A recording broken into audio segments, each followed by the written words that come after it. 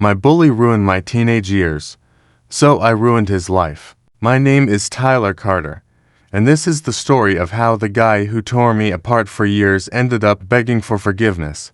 While I took everything he once thought was his in high school, I was the weird one.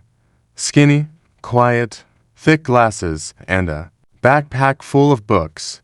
I was never popular or athletic, and I spent more time in the library than on the football field. And then there was him, Chase Miller, team captain, loved by everyone. The kind of guy who could spit in your face and still get a round of applause. His cruelty was practically his signature. For 4 years, Chase made my life miserable. He shoved me into lockers, mocked my clothes, tripped me, gave me nicknames in front of everyone. Every day was a new form of torture. Once, he cut the laces off my shoes while I was in class. Another time, he dumped a tray of food on my back during lunch, right in front of the popular kids' table. He soaked me with bathroom water in winter, drew obscenities in my notebooks, and even convinced others to pelt me with paper balls every time the teacher turned to write on the board. Once, he locked me in the bathroom for an entire break. Another time, he filled my backpack with garbage. He stole my lunch and fed it to his dog in front of me, laughing and saying not even animals should eat what I touched. He made me do his homework under the threat of breaking my glasses if I messed it up. One time, he threw me to the floor in front of the entire class when the teacher stepped out, and everyone laughed. They recorded videos mocking the way I walked, talked, and sat. Uploaded them with humiliating captions, cruel memes, and comments that haunted me for days. And the worst part, no one did anything. Not the teachers. Not my classmates. Some even laughed with him, applauded, or filmed as he humiliated me. There was a silent pact where the strong could crush the weak, and everyone pretended it was just another one of funny Chase Miller's jokes. Teachers avoided confronting him. Some even praised his athletic achievements while I quietly bled inside. I became the perfect target because I never fought back, because they believed I had no voice. Chase was untouchable, cruel, and admired, a dangerous and lethal combination. He didn't just hit or shove me, he erased me, made me feel like I didn't deserve to exist, and I just kept my head down, swallowed my pride, clenched my jaw, and kept walking, until one day, something shifted. It didn't scream, it didn't hurt, it was quiet. The exact moment I knew I wasn't going to let him get away with it anymore. Something inside me, something he never managed to break, decided to rise. It wasn't immediate. I didn't plan a movie-style revenge. I didn't go home and draw out a plan on a napkin. It was slower, more personal, more visceral. Every shove, every insult, every laugh at my expense piled up like layers of poison. At first, I daydreamed about it, what it would feel like to see him ruined, how his voice would sound if he ever had to apologize.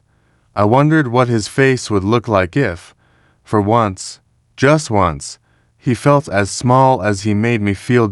And when senior year arrived, I stopped imagining and started acting, not out of impulsive rage, but from something more deliberate.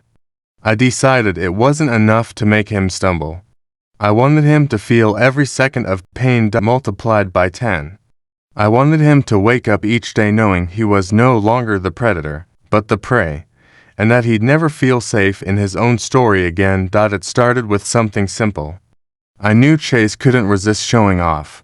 So I spread a rumor about a party in an empty house, something exclusive, private, just for the real kings of the school. Of course, Chase wanted in. And sure enough, he showed up in his team jacket, ego puffed up. With that smug smile, we welcomed him warmly. Everything was set to make him feel like the center of attention, but for a different reason. During a dare game, he had to sing in front of everyone. But someone had tampered with the microphone. When he spoke, His voice came out comically high-pitched. Everyone laughed. Then, edited photos of him appeared on a large projector screen, complete with mocking captions. It wasn't physical cruelty, but socially, it was devastating. Within minutes, his reputation crumbled. No punches were thrown. Just a precise, public humiliation that hurt more than any blow. Cruel. Maybe. Fair. Absolutely. But that was only the beginning. A month before prom, I met his mom by chance in a local bookstore. She didn't know who I was, just that I was polite, attentive, kind. We talked for a few minutes about a cookbook she was holding, and that was enough for her to invite me for coffee. The conversation was easy, almost charming. Days later, we met again. First for coffee, then for dinner. Each encounter brought us closer. She talked about her life, her son, how hard he worked in school, unaware, of course, that she was talking about the same boy who spit on my soul every day. And yes, things got intimate. Several times. At her house. Because I still lived with my parents and didn't have a place of my own.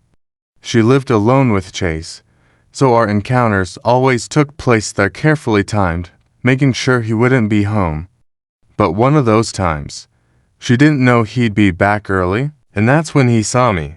That night, I arrived under the pretense of another dinner.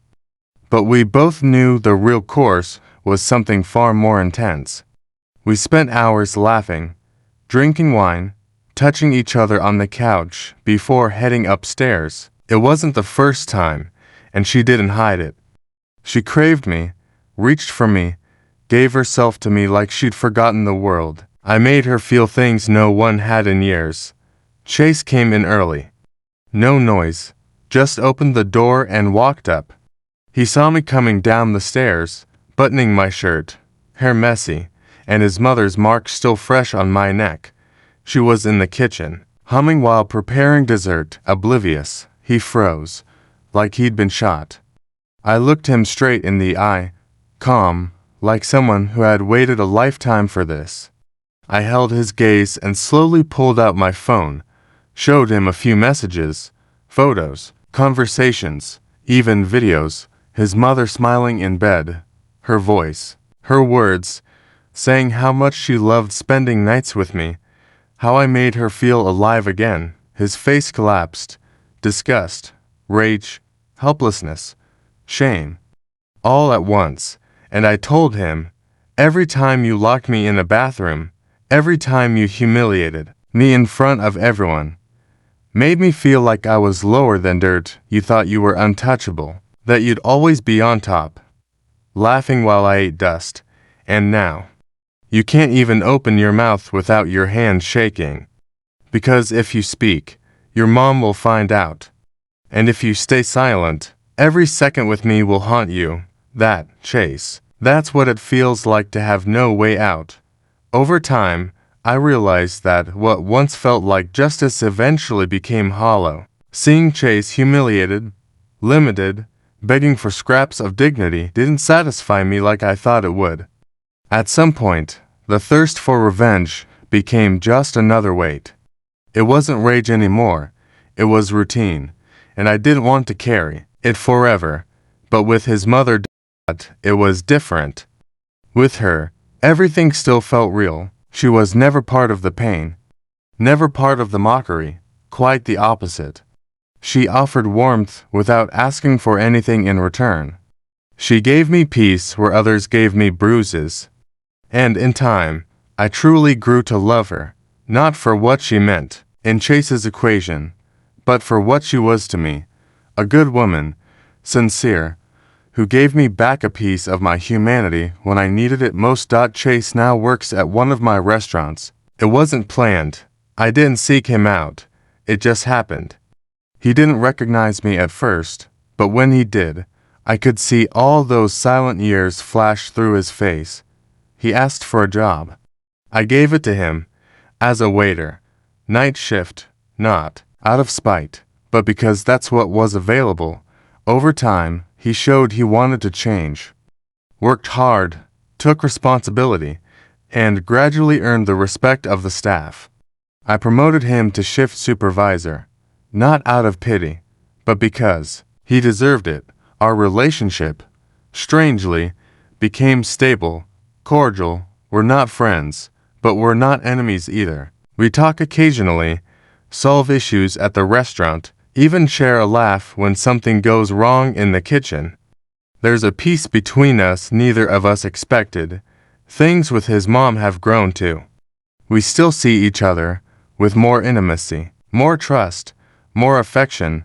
We share long nights, deep conversations, and quiet sunrises that feel like home. I love her laugh, the way she runs her fingers through my hair when I fall asleep on her lap, how she wears my old shirts while making coffee in the morning. She's everything I never had, and I know she feels it too. We don't talk about Chase. We don't need to. What we have is separate, and though it started in a strange way, what we have now feels real, genuine. We hope it lasts, even with all the odd pieces around it.